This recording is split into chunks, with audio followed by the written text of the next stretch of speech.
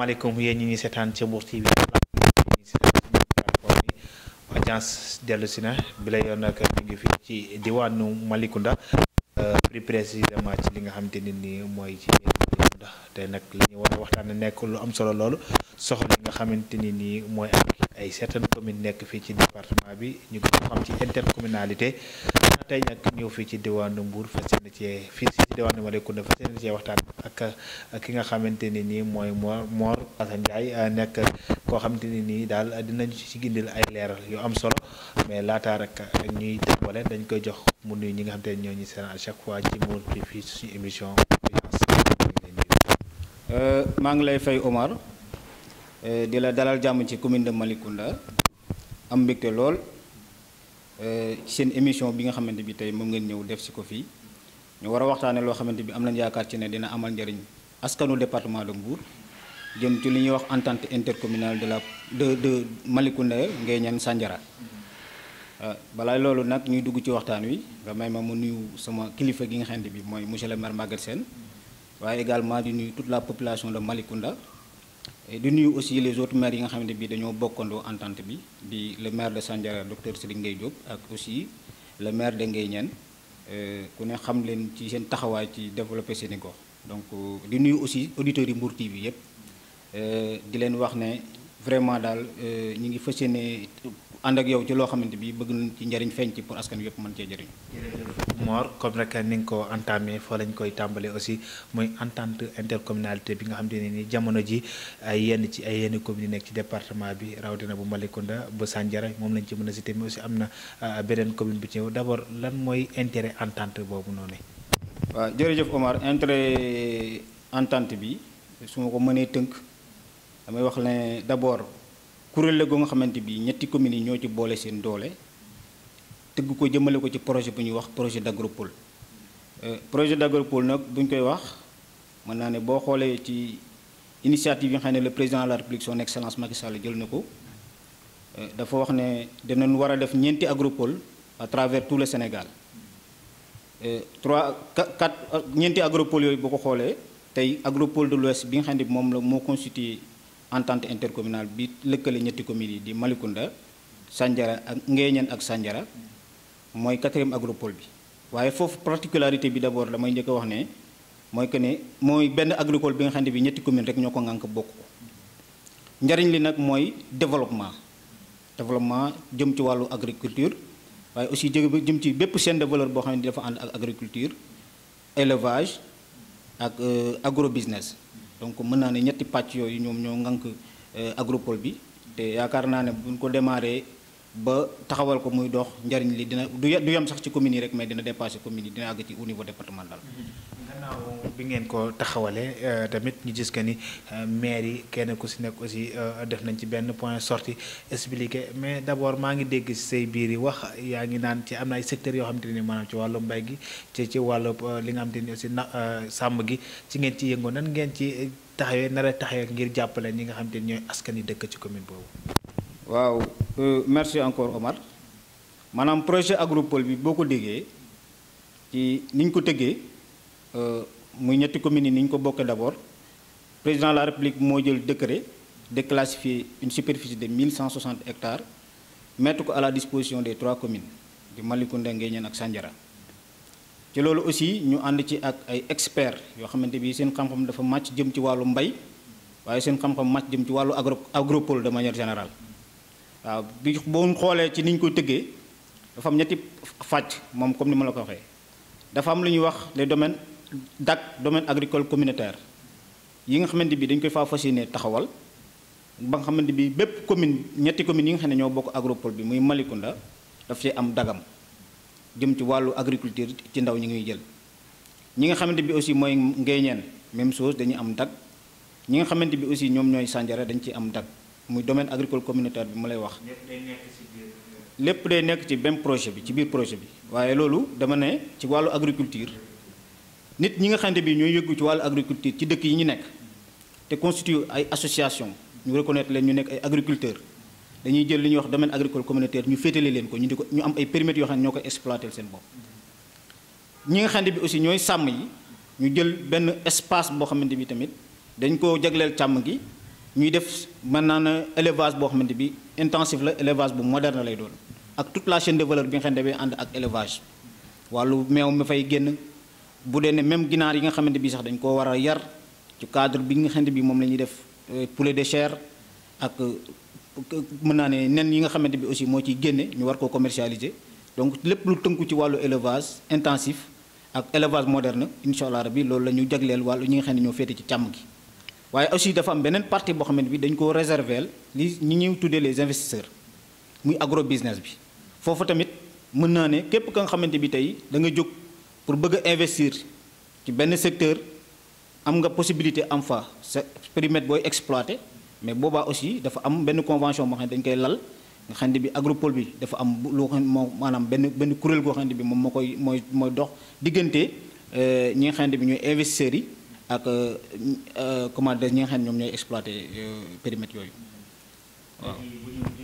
bu ñu gisee projet bi kon mu nekk projet bu yaatu gannaaw bi nga xamante ne nii mooy terre yi ñu octroyé je pense que aussi lu wàllu financement war na cee mën a am pour ñu mën a taxawal yooyu yëpp tey jii fan lañ maire yi nar a jëlee koppar googu wala commune bu nekk dafay indi wala état bi moo si waasane loolu. waaw boo ba dégloo dànq boo déggee wax naa leen ne président de la république ci politique de développement mën naa ne des terroirs ou bien des territoires dafa mettre en place donc la mise en œuvre de 4 agropoles bi ci suñu bopp bi nga xam ne moom moo ñu concerné mooy l'agropole de l'Ouest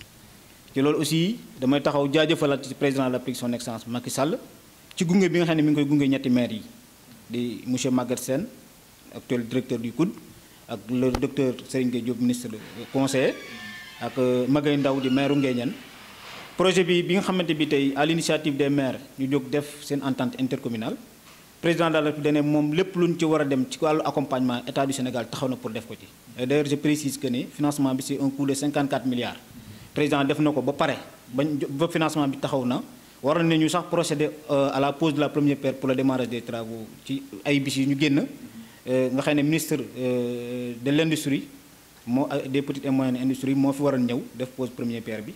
ñu am peut-être ngant ñu dàqaat ko ba yeneen ay bis mais incha allah rabi xam naa fii ak fan yi di ñëw dina def pose première pierre mais financement bi moom c'est 54 milliards yoo xamante bi président de la République jël na ko engagement bi te am nañ ko ba pare donc démarrer kese moom mooy li ci des. mën nañu xam tamit suuf si ban zone lañ ko jëlee fan la ñuy utiliser. waaw comme li ma la wax léegi suuf si forêt classée moo fa nekkoon.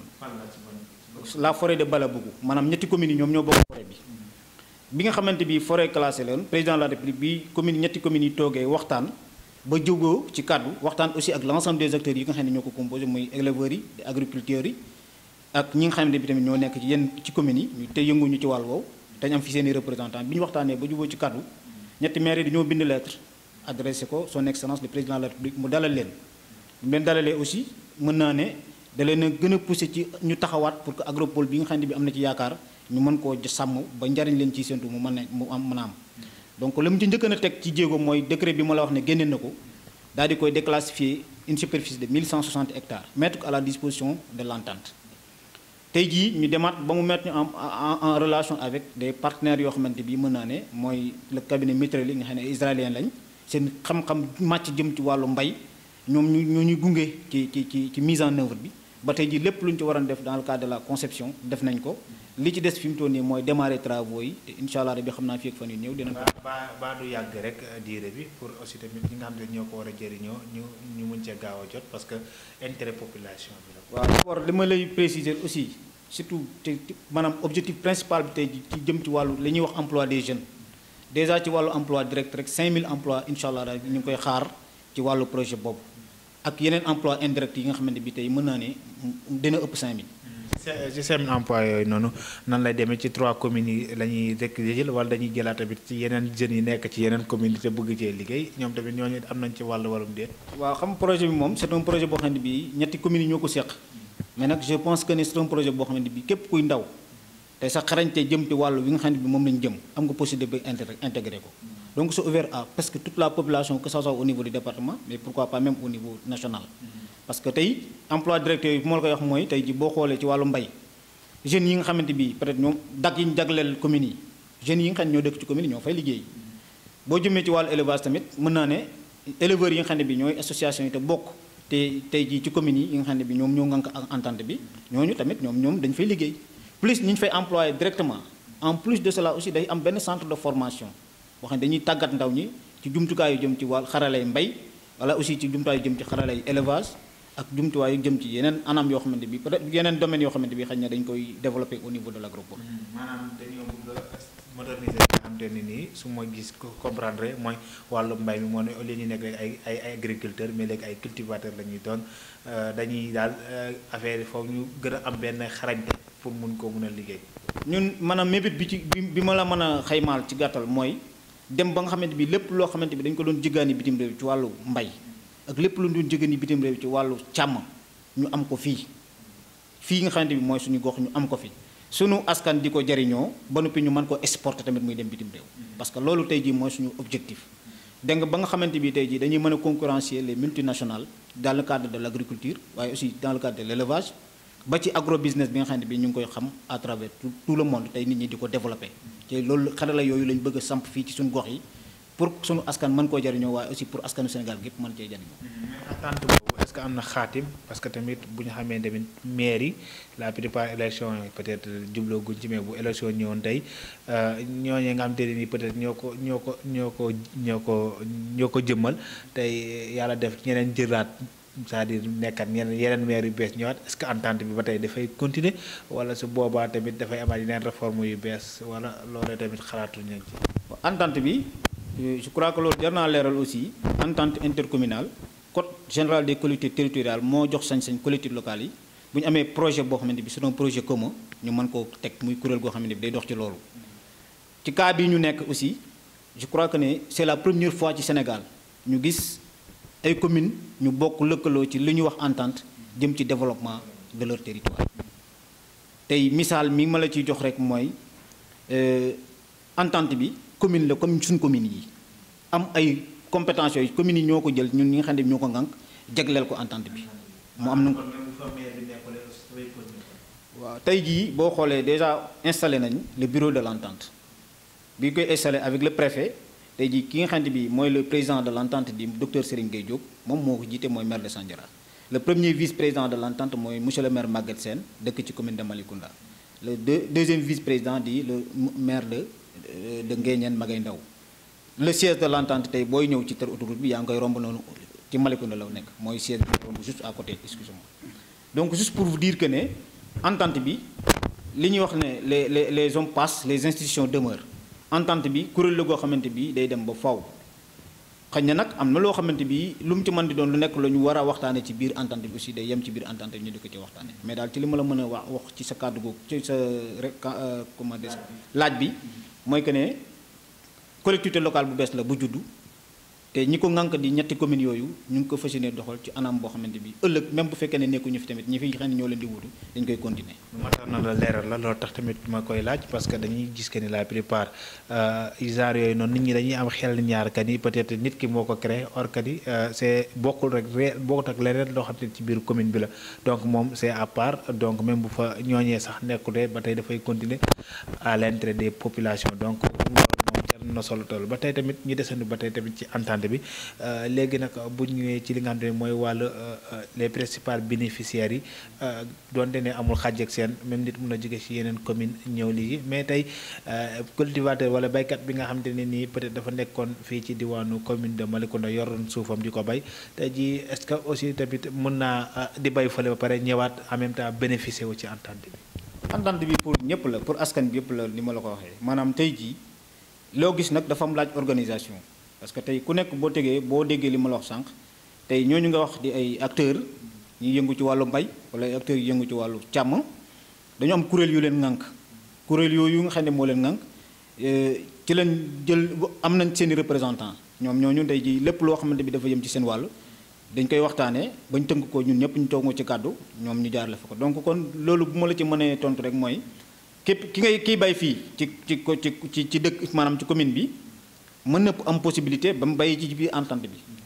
parce que foofu noonu kuréel yi nga xamante bi tey jii dañ fay teg ay kuréel yoo xamante bi lépp luñ soxla ci jumtukaay ci wàllu mbay wala ci wàllu càmm dañ ko fay fekk donc ñoom na fekk rek déjà cahier de charge bi nga xam ne moom la ñuy établir ñu respecté ko procédure bi ba nga xamante bi ñoom bu dee na lu ñu ci war a jot ñu jot ko ci.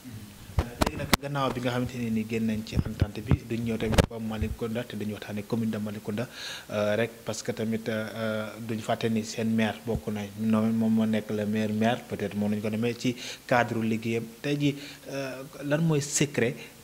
maire yi ma bu Malicounda ba mu am benn vision boo xamante ne nii ñëpp actuellement wala yeneen gox yu bëri dañuy leen di bëgg a roy ci ni ngeen di gérer seen commune lan mooy seen secret exactement. waaw secret bi je pense bien que ne Omar bu ma la ci mënee tontu rek mooy am nit koo xamante bi c'est un visionnaire muy le maire Maguette Sène nekk nit ki nga xamante bi tamit ci wàllu management mën naa ne tey jii école la ci mën na ci jàngal mën na ñu bëree bëri yàlla dogal mu am équipe boo xamante bi si daf leen a wóolu tàggat leen ci njub ak doxal dëgg won leen benn feuille de route bopp moom la ñu war a doxal pour saafara jafe-jafe askan bi ñu di ko doxal loolu mooy suñu secret liggéey teg ko ci dëgg. je crois que ne tey comme ni nga ko waxee tànnuñu ko rek dans le hasard pour nommer ko meilleur maire dañu si appesantiru ci ay résultats am yi ñu gis ci commune am bala di koy rataafalee darajaay meilleur maire. te loolu mën naa ne bu fekkee ne dañoo dugg ci ay réalisation di ko lim fu nekk bu ñu fa demee ci secteur à travers toutes les compétences yi ñu délégué collectivités territoriales yi di nga fa mën a teg sa baaraam ci réalisation bu baree ba tax na tey askan wi ci boppam bu fekkente ne jël nga sa micro dem def micro trottoir ñoom ci boppam ñoo leen di waxal seen bopp ne maire bi nu am amul benn commune à travers les 557 communes ku ko am di maire. donc ñun li ma lay préciser rek mooy nekku ne dañuy tàgg suñu nit nekku ne dañ koy jay mais dañuy wax dëgg gi ak la réalité ñun tey ci ginnaawam dañ ci jàng lu bare ci wàllu gestion waxuma la rek gestion politique locale mais ci wàllu gestion de manière générale ba tax na nit ki lépp lu muy def rek na ko tënk ba mu leer bu ko tënkee ba mu leer fexe jëm ci moyens yi nga xam wuti moyens yi nga xam ne moo koy permettre mu mën a réaliser vision tey ci loolu la ñu tënk ñun commune de Malicounda ba tax résultats yi nga di gis yépp muy feeñ au niveau du département. gestion bi tey gannaaw bi nga xam ne nekk na maire en même temps aussi il est le directeur de COUD donc le fait de cumuler ñaari liggéey yi des fois aussi tamit du am benn soxantal ci concernant fii ni ci biir commune bi parce que je pense que ni fii li fi war a nekk ci war ko ci wàllum liggéey bëri koo xamante ne nii tey bu toppee fale wala dafa am ñu mu délégué ñoom de ñoo nekk fii di ko jàppale ci liggéey bi. waaw xam nga dama lay wax sànq ne la ne boo amee un leader qui est motivé un leader qui est responsable un leader qui est un visionnaire liggéey bi na nga ko ni ko séntu ni muy war a méttee dëgg ak résultats yi ni muy feeñee nit ñi mu leen di yéem yow du la jaaxal je me lay wax ne la ne monsieur le maire Maguette Sène que ça soit mu nekk directeur sa fonction de directeur la vous dit ak sa fonction de maire yàqalu ko dara ci fépp fu mu mën di nekk fu nekk mu def résultat parce que léegi dama laa leeral ne la ne ñun dafa am une vision boo xamante bi moom la ñuy doxal te vision boobu aussi dañu am ay résultats yoo xamante bi mooy suñuy objectif donc lépp luy moyens yu jëm ci ñu war a atteindre résultats yooyu da koy mettre à notre disposition yi nga xam ñun ñi ñooy nekk ay équipe am fii nekk ay ndaw ñoo xamante bi dafa am ci ñun confiance ñu nit ñu fas yéene doxal li nga xam ne moom la ñu dénk ñu war koo doxal ba ñëpp teg ci seen bët askan wi tamit li ci seen njariñ mën ko cee jot moo waral tey même mën naa ne bu nekkoon président de la république fa mu toog nekk fii maire yàqul dara ci liggéeyam waaw donc cumul ces deux fonctions ça ne change en rien li nga xamante bi moom la ñu war a gis ci ay résultats yi ñu ko war a gis ci secteur bi nga xam ne moom lañ nekk. ci wàllu résultat aussi tamit tey jii ci diwaanu Malicounda peut-être ñu ngi avancé ci certains projets wàllu électrification wàllu route mais si yeneen infrastructures yi parce que tamit jeunesse soxla na ay espace tey fan ngeen ci toll ci loolu. d'abord dama lay wax ci côté jeunesse bi rek laay yamagun pour l'instant parce que mën naa ne ci infrastructure moom wax naa la léegi ne la su fekkee ne dañ cee war a def émission je pense que ne toute une journée lañ ci jàll wala ay journée monsieur le maire Maguette Sène sa politique de jeunesse d'abord damay njëkk a préciser instant bii may waxee yow ne ñu ngi préparer l'inauguration de l'école de formation en hôtellerie tourisme et restauration au niveau de Nianing mu nekk une initiative boo xam ne bi moom maire en tant que maire daf koo porter ñu ne la deuxième station balnéaire de Pointe Sarène ñu ngi koy defar mu ne moom du xaar ba ay hôtel di pare muy doog ay ndawam di war a dem di wut laaji xëy foofu ñu naan leen amu leen qualification il va anticiper mu créer une école de formation ñu lancer une première génération boo nga xamante bi c'est constitué de 200 jeunes de la commune de Malicounda ñu di leen former dans les 3 secteurs yi nga xam ne mooy l'hôtellerie le tourisme et la restauration. Dans les 2 zones que ça soit zone nord comme zone sud ce qu'on appelle des comités d'initiative pour l'emploi et l'entrepreneuriat lan mooy sababu par exemple la mise en place de ces comités là mooy képp kuy ndaw nga nekk zone nord comme nga nekk zone sud ci bépp secteur buy yëngu nga nekk maçon wala électricien wala nga nekk menuisier dañ leen di recenser def une catégorisation maanaam les différents profils yi nga xamante bi moom lañ am ci ay ndaw ci suñu commune pour que suba bu fekkente ne laaj nañu dara ci wàllu emploi ñu mën a xam nan lañ leen di orienter travail boobu lañ njëkk a def d'abord tey mën naa ne boo xoolee tey ci projet yi ñuy implanté Malicounda balaa dara xew li ñuy njëkk a wax mooy la main d'œuvre locale d'abord. voilà bay sa tànk la main d'œuvre locale maanaam lépp loo soxla ci compétence du li baa ba ci ba gën a kaw ci commune bi nga koy jëlee ba pare nga doog a dem jox naa la benn exemple bu gën a ndaw ngi nii fii ngay ñëw nii chaque jour ay ndaw ñëw fii indi ay demande yi fan lañ jëm ci le projet bi nga xam ne moom lay installé de la centrale bi ñuy construire nii avec la Sénélec tey bépp profil bu ñu soxla muy maçon bu électricien wala nangam demande yi ñuy ñëw fii ñoom la ñuy woote ñu di ay doomi dëkk bi wala ñu sax nekk ay doom yi ci au niveau du département ñu woo leen ñu jël leen foofu kenn ku nekk ci di ci am loo xam ne yaa ngi koy xëy di ko sottuloo mais ba noppi aussi ci côté financement dafa del ay kuréel yoo xam ne daf ko teg ci wàllu ndaw ñi képp koo xam di leen jël di leen financer par secteur ay financement ci jeunes yi nga xam ne bi tey ñoo nekk ci commune de Malicounda am na ci ñoo xamante bi jot na ñoo bénéficier ay financement bien vrai que ne avancé gun ci de trop mais nag initiative bi commencé na ko depuis te dañ koy continuer incha allah pour gunge leen ci wàllu développement ak wàllu entrepreneuriat. waaw bu ñu jógee ci loolu tamit nee na ni commune bi yàlla def na yaatu na macha allah te tamit soxna yi des fois dañ ci am yenn jafe-jafe parce que tamit des fois dañuy si ñëw di laajte mais ci wàllu wàllu marché jàpp leen ni Malicounda il est temps à ce que maam foo xamante ne nii fa la nit ñi di mën a xëy suba daanaka fa seen doole soxna yi en plus ci wàllu transport benn bus Tata rek moo fi dem di ñëw loolu tamit fan ngeen ci toll ci wàllu yooyu noonu pour askan wi gën a mën dem benn dëkk bi gën a yomb ci yow. bon je crois que tey mën naa ne ci ñaari secteurs yi ngay wax yëpp. D'accord, il y a des efforts à fournir dans certains secteurs parce que comme la naan daañu lajul suuf da ngay xëy am loo xamante bi moom mooy priorité nga def ko soo jógee ci loolu nga jàll ci beneen priorité mais damay taxaw tuuti ci femmes yi parce que d'abord monsieur le maire Maguette Sène bi mu ñëwee dafa am une fibre sensible au côté des femmes li mu njëkk a def mooy da leen a organiser d'abord il a mis en place ce qu'on appelle des réseaux de femmes dans les 22 villages réseau de femmes bu nekk mu wutal la finance mu financé la nga départ ak activité di yëngu tey am na réseau yoo xamante bi am nañ 20 millions de capital am na réseau yoo xamante bi am nañ 16 millions de capital et cetera et cetera yemul ci loolu da leen a gunge ci ay formation former leen ci ak ay propres moyens mais aussi fexe ba li nga xam ne ay structures état lañ di former femmes yi comme lu mel ni par exemple DER di capacité de certaines organisations de femmes am nañ ay formation yoo xam ne am nañ ko ci ba jot seen i attestation mu créer leen ce qu'on appelle des unités de production de savonnerie tey boo demee dëkk bu ñuy wax Mbalim di nga fa fekk unité de production de savonnerie te ñooñu avant ñuy démarrer dañu leen a former ba pare ci naka la ñuy defaree saabu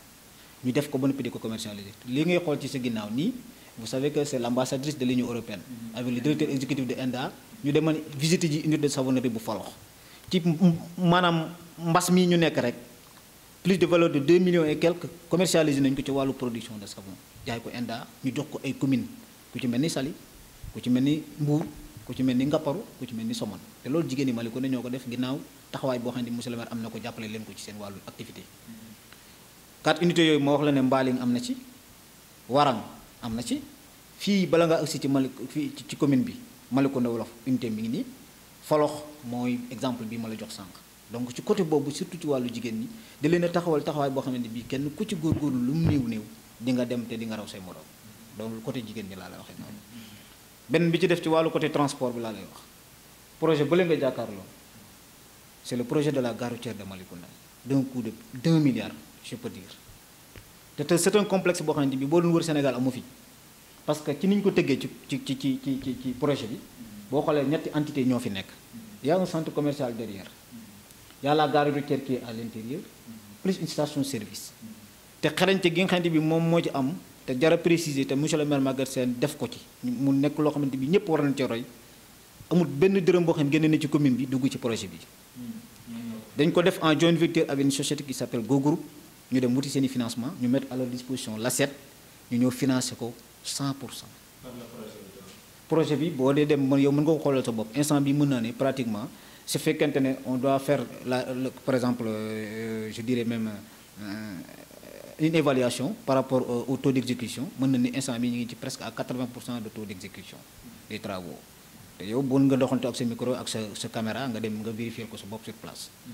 donc kon mën nañu attendre dans l'avenir que Malicounda xar kanamam ci wàllu transport soppeeku maanaam. même ci transport aussi am na lu ma lay fàtte parce que tataay bi nga fi cité sànq bi ñuy ñëw jamono bi nga xamante bi moom lañ fiy toog ba ci am na dawal nañu ay at yu bëri sax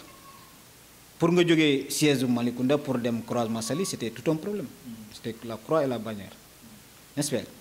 mais ci taxawaay bi mu taxaw fexe na bay waxtaan ak kuréel yu mel ni ay AFTU pour que ñu mën a créer ay bus ay lignes au niveau de Malicounda moom moo ko wax moo ko def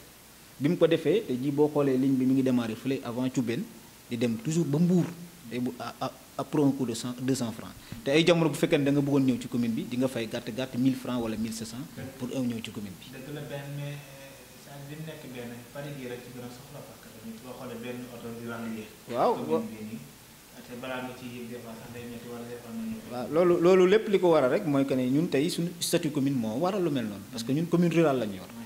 waaw peut-être commune urbaine yi nga xamante ni mooy mel ni Mbour Saly parce que ñooñu mën naa ne foofu yëpp nit ñi dëkk nañ fa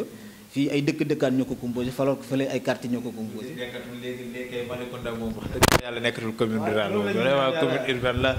boo xoolee léegi xar kanamam nga xam ni macha allah mi ngi développé xam naa nag la ñuy deseeti sax ci waxtu bëreetul rek xam naa dañ koy rek daal di koy tënk ci rek ay ñaari laaj yu mujj concernant li nga xamante ni mooy les projets à venir sur Malicounda d'abord. waaw projet yi moom sant nañu yàlla macha allah xam naa ne bis bu ñu tàmbalee di inaugurer d'abord yi nekk en cours parce que benn ngi ne wax naa la ko te pareegul n'est-ce pas tey jii ñu ngi construire li ñuy wax le foyer des femmes de Malicounda Bambara booy ñëw aussi da nga koy romb le projet est en cours. le centre socio-collectif bi nga xamante bi moo nekk Carrefour Bougou aussi mën na nekk ne des na ay travaux de finition yoo xam ne ñu ngi ko war a def le forage de Sass di forage boo xamante bi mën naa ne dafay desservir ay villages yu bëri yoo xam ne bi tey am nañ jafe-jafe ndox. mën naa ne bientôt mu ubbi mën naa ne aussi ci anam yeneen yu ma mën a wax ci côté projet yi jëm ci wàllu éducation jëm ci wàllu santé te am na ñaari poste de santé yoo xamante bi tabax nañ leen ba pare bu ci mel ni poste de santé de Saly Aérodrome ak bu ci mel ni poste de santé bu Malicounda kooku ay Ngouxuj bi nga xamante bi moo nekk ci la route de Kër Samba Lobé donc loolu mën naa ne bokk na ci projet yi nga xam ne ak yeneen yi nga xam ne bi je pense que ne yu bari yu mu cité wul donc ci bokk na ci projet yi nga xam ne bi dans les perspectives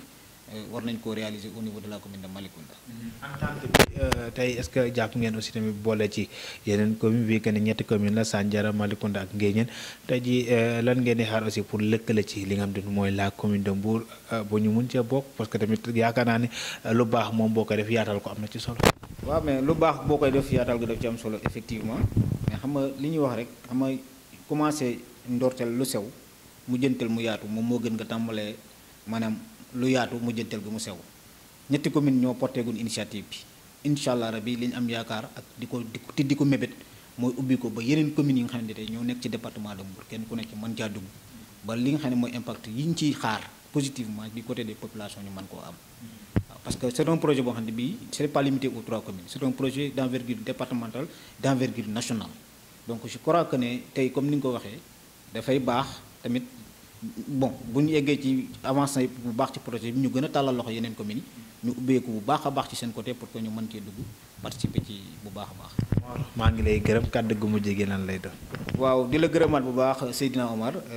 di leen jaajëfal bu baax yéen waa Mbour TV parce que gis nañ seen taxawaay ci département bi gis nañ liggéey bu am solo bi ngeen def tamit ci wàllu communication di leen ñaanal yàlla suñu borom rek mu gën leen a kàttanal gën leen a dooleel ba. projet yi ci kanam ngeen gën koo def ba télé bi taxaw bu baax a baax a baax ba nga xamante bi au niveau national ba ngeen am seen fréquence ci canal ak yeneen canaux yoo xam ne ay canaux de communication la. jërëjëf Omar de moom lañ dalaloon fii nii ci diwaanu Malicounda nag lañ ñëwoon comme ni ma ko waxee rek. waaw gërëmal. waaw c'est ça parce que tamit lépp lu mu ci mën di doon tey ba nga ñëw mën ma tàllal micro c'est grâce au maire Maguette Sène mi nga xam ne bi tey il a eu la confiance donc placé ko à l'endroit des jeunes yu ci mel ni man ak ñeneen ñoo xamante bi tey ñu ngi ci commune di liggéey ak ñi nekk ci côté au niveau du département du Kout di ko ñaanal yàlla suñu borom subhanahu wa taala ba mu ànd ak sagoom ba mën a yëggali liggéey bi mu naal bépp président la République aussi son excellence Macky Sall confiance bi mu placé ci moom yàlla suñu borom def oyofal ko lépp ba attente yëpp mu mën koo matale di jaajëfal askanu Malicounda wépp ndaxte nag vraiment lépp lu ñu mën di def tey ji ñoom ñoo tax ñu di ko def waaye aussi gunge gi ñuy gunge gis nañ ko bu baax te di ñaan ñu dolli ko bu baax. jërëjëf Omar Koundé ni mu ko waxee moom aussi ñu ngi koy remercier bu baax a baax ci facilité wala aussi yombal bi mu yombal tey ci liggéey bi mais aussi di remercier bu baax a baax le maire Maguette Sène ci li nga xamante ne nii mooy grandeur d'esprit bi mu am concernant li nga xamante ne nii mooy ci commune bi mu nekk mais aussi ci yeneen communes yi parce que liggéey rek moo am solo liggéey tamit moo lay permettre nga yegg si yeneen niveau yi te moom mi ngi ca donc dañ koy ñaanal rek ca lem nekk rek yàlla na ko si yàlla gën a dolli sutura dolli ko ci tamit yokkute ba objectif wala bëgg-bëgg yu am fii ci diwaanu Malicounda yàlla mottali ko di gërëm aussi tamit rek ñëpp ñi nga xamante ne nii ñoo yombaloon liggéey bi ba ñëw fii ci diwaanu Malicounda suñu directeur Diada Ndiaye maa ngi gërëm aussi tamit sama caméraman ci bi Saliou maa ngi koy gërëm bu baax a baax di leen jox rendez-vous prochainement seen émission audience ak beneen invité jërë ngeen jëf